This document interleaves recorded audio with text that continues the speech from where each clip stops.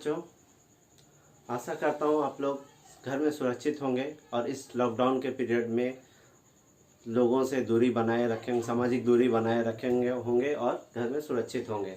तो इसी लॉकडाउन के पीरियड में आप सबों के समक्ष उपस्थित हुआ हूँ। ये हमारा जो चैप्टर हम लोग पढ़ रहे थे भारतीय अर्थव्यवस्था के क्षेत्रक, उसका आज 7वां भाग पढ़ने वाले हैं। कौन सा भाग? 7वां भाग।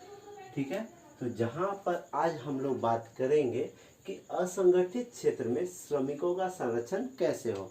हमने बात किया था इससे पहले वाले वीडियो में संगठित क्षेत्र क्या है और असंगठित क्षेत्र क्या है। आज के वीडियो में हम लोग बात करेंगे कि असंगठित क्षेत्र में जो हमने देखा था कि बहुत सारी समस्याएं हैं, उन समस्याओं से कैसे बचें। लोग जो श्रमिकों का दोहन होता है, श्रमिकों का को अत्यधिक काम पे लिया जाता है, उनको कम वेतन दिया जाता है, अत्यधिक काम ज़्यादा समय तक करते हैं। तो इन सभी समस्याओं से कैसे छुटकारा पाया जाए, इसके विषय में हम आज चर्चा करेंगे। ठीक है, तो वीडियो पर ध्यान लगाए रखें और इसे ध्यान से देखें ताकि ये जो टॉपिक है ये क्लियर हो पाए। और बीच में मैं आप सबों को 1 मिनट का टाइम दूंगा, आप जिसमें ये वीडियो, ये जो मैंने व्हाइट बोर्ड पे लिखा है, इसको आप कॉपी में उतार लें। ये एक तरह से आपका नोट्स होगा। ठीक है, तो चलिए वीडियो की शुरुआत करते हैं। आप वीडियो को पॉज कर लीजिए, ठीक है, 1 मिनट, और जो ये नोट्स मैंने लिखा है इसको आप अपने कॉपी में उतार लीजिए। ठीक है, जिससे आप लोगों को सुविधा होगी। तो चलिए अब हम वीडियो की शुरुआत करते हैं। एक बार उतार लीजिएगा, वीडियो को पॉज कर लीजिएगा। ठीक है, चलिए शुरुआत करते हैं। तो हम देखेंगे असंगठित क्षेत्र में श्रमिकों का संरक्षण कैसे हो। ठीक है, असंगठित क्षेत्र मैंने बताया था, असंगठित क्षेत्र किसे कहते हैं? जहां रोजगार जो उस संगठन के अंतर्गत नहीं है, जहां पर रोजगार पंजीकृत नहीं है, लोगों का जो रोजगार है वो अनियमित है। तो इन सब समस्याओं से कैसे अपने आप को बचाया जाए, उन सब जो अनियमित रोजगार है उन सब का संरक्षण कैसे हो, ये हमें पढ़ना है। तो क्या है, कैसे संरक्षण होगा? तो देखिए, सबसे पहले देखते हैं संगठित क्षेत्र में रोजगार जो होता है अत्यधिक मांग पर निर्भर करता है।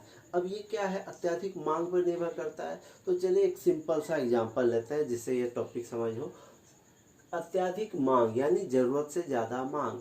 तो जब नौकरी कब बनता है, नौकरी कब उत्पन्न होता है? जब लोग किसी चीज़ का मांग करने लगते हैं। जैसे कि मेरे हाथ में ये मार्कर है, ठीक है, कंपनी अभी इसका 100 यूनिट बना रही, 100 पेन बना रही है। तो 100 पेन बनाने जितने मजदूर चाहिए उतना कंपनी के पास है। ठीक है, अब बाजार में इसका मांग बढ़ जाए, ठीक है, इसका मांग बढ़ जाए, अब इसका जो 100 से ज़्यादा इसको मांगने वाले लोग हो गए हैं 1000। तो कंपनी के पास तो मजदूर है, मान लीजिए पहले से 5 मजदूर है, 5 मजदूर में उस कंपनी 100 पेन बना पा रही थी। अब इसका डिमांड हो गया, डिमांड यानी कि मांग, इसका डिमांड हो गया 1000, इसे 1000 लोग मांग रहे हैं। तो कंपनी को चाहिए ना ज़्यादा मजदूर, तो ज़्यादा मजदूर कहाँ से लाएगा? यानी रोजगार उत्पन्न होगा। यही है रोजगार, यानी काम देना। ठीक है, तो जो रोजगार होता है संगठित क्षेत्र में वो कैसे उत्पन्न होता है? अत्यधिक मांग पर। तो जो है जैसे मांग उत्पन्न होगा वैसे ही रोजगार उत्पन्न होगा। तो संगठित क्षेत्र में जो क्षेत्र कौन कौन से आते हैं? संगठित क्षेत्र में आता है रेलवे, आता है जो भी सरकारी क्षेत्र हो गया, या फिर जो भी कंपनी हो गया जो बड़े लेवल पे काम करता है और किसी संगठन के अंतर्गत काम करता है, पंजीकृत होता है। तो काम कब उत्पन्न होगा? जैसे लोगों में मांग उत्पन्न होगा तो काम भी होगा।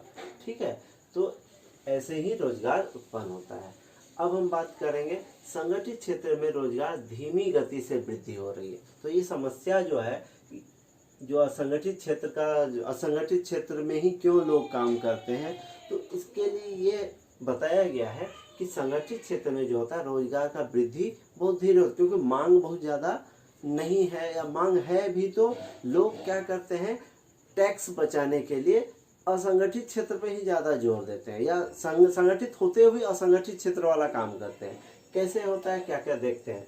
बहुत सारे संगठित क्षेत्र जो होते हैं असंगठित क्षेत्र की तरह काम करते हैं। जैसे एक एग्जांपल ले लो, एक बड़ी सी कंपनी रहती है, ठीक है, वो बड़ी कंपनी हर काम जो होता है ना पक्का कागज पर नहीं बनाती, जो बिल भी देती है ना, बहुत सारा कंपनी क्या करती है, पक्का बिल ना बना के कच्चा बिल देती है, और कच्चा बिल वो बिल बाद में सुधारते हैं, और वो लोग क्या करते हैं, टैक्स का चोरी करते हैं। क्योंकि देखिए कर वंचन यानी टैक्स का चोरी करते हैं, टैक्स देने से बचने के लिए वो अपना जो संगठित क्षेत्र है उसको असंगठित क्षेत्र के रूप में प्रस्तुत करती है।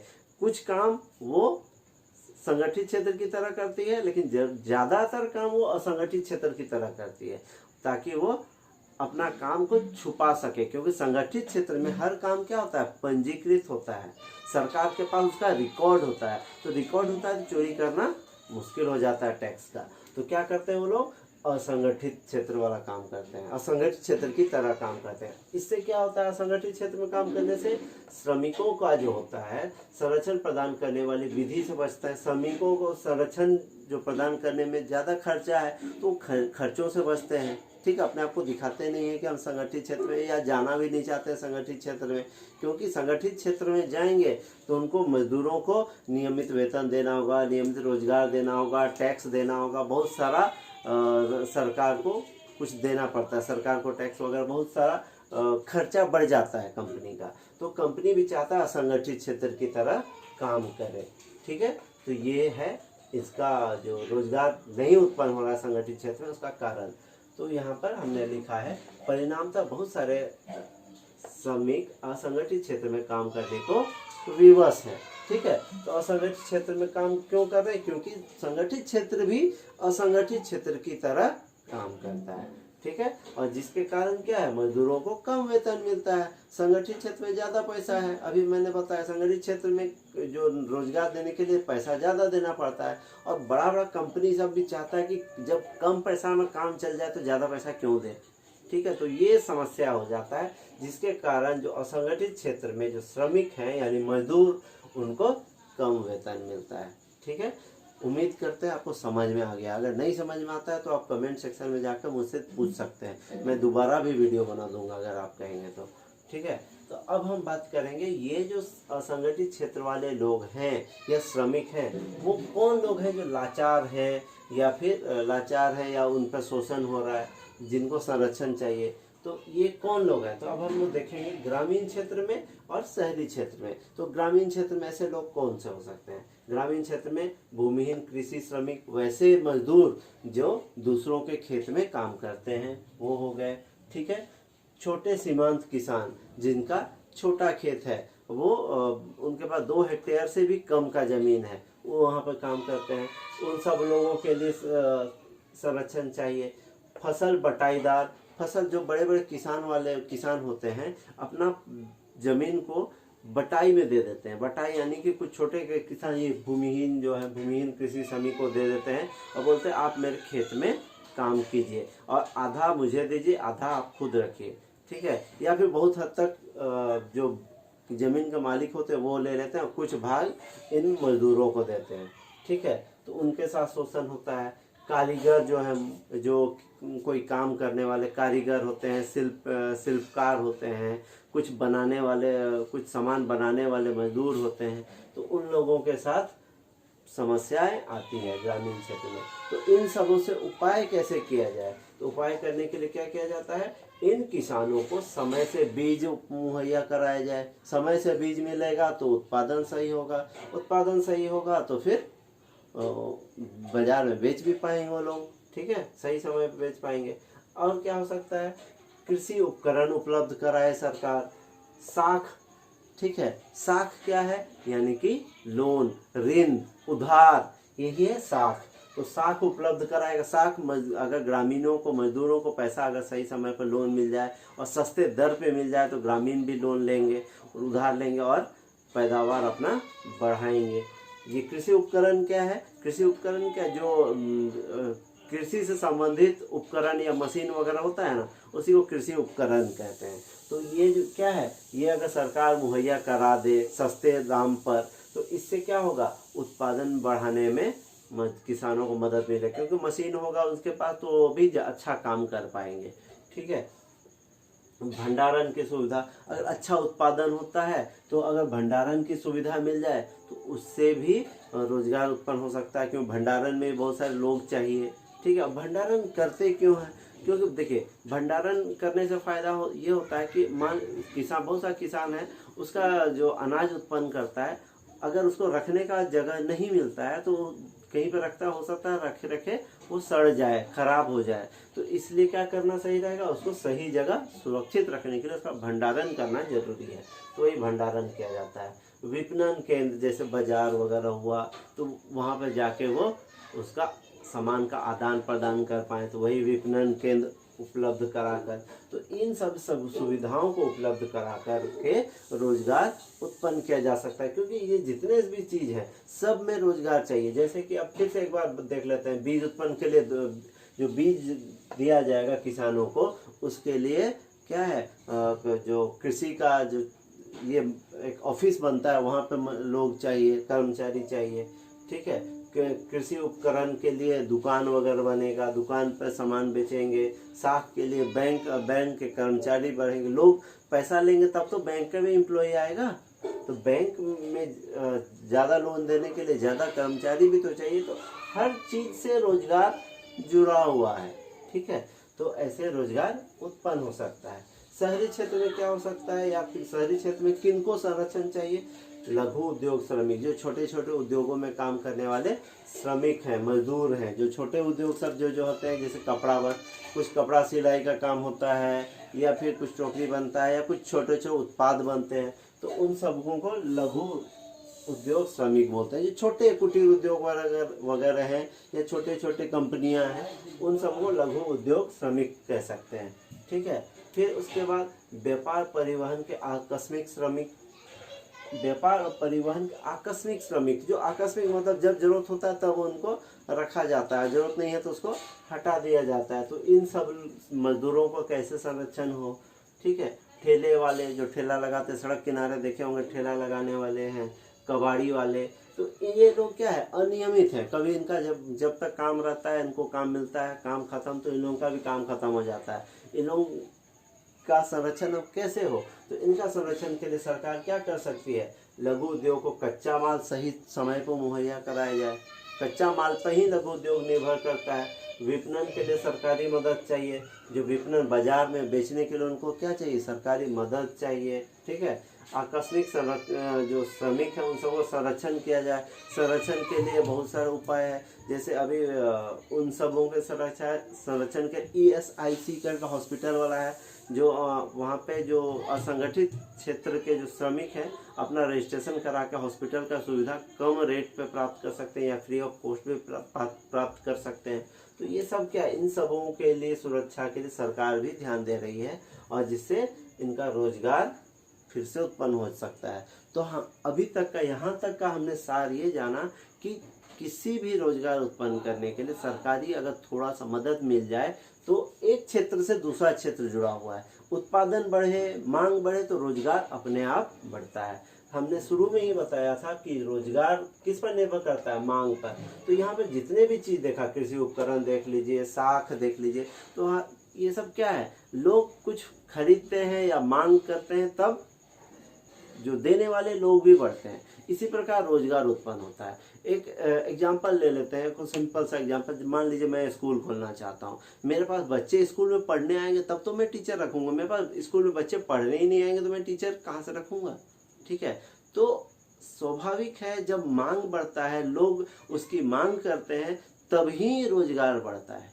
ठीक है, और आप दूसरा एग्जांपल ले सकते हैं कि आप गांव में आपने उत्पादन किया, ठीक है, आपका दुकान आपने खोला, दुकान आप चला रहे हैं, तो अगर मान लीजिए मांग बढ़ गया, ठीक है, आपका दुकान में बहुत सारा कस्टमर आने लगेगा, तो आप चाहेंगे कि नहीं और एक दो कर्मचारी रख लें कि मेरा काम अच्छा चले, है ना? तो आप एक दो लोगों को रोजगार दोगे। तो ऐसे ही व्यापार चलता है, जैसे ही मांग बढ़ता है तो रोजगार भी बढ़ता है। सरकारी क्षेत्र में भी वही होता है, मांग बढ़ेगा तो रोजगार बढ़ेगा, सीधी सी बात है। अर्थव्यवस्था में यही होता है, मांग और पूर्ति। ये आप आगे चल के पढ़ेंगे, मांग और पूर्ति पे ही अर्थव्यवस्था टिका हुआ है। ठीक है, तो अब हम देखते हैं कि अब स्वामित्व आधारित क्षेत्र कौन कौन से हैं। ठीक है, तो स्वामित्व आधारित क्षेत्र कौन कौन से हैं?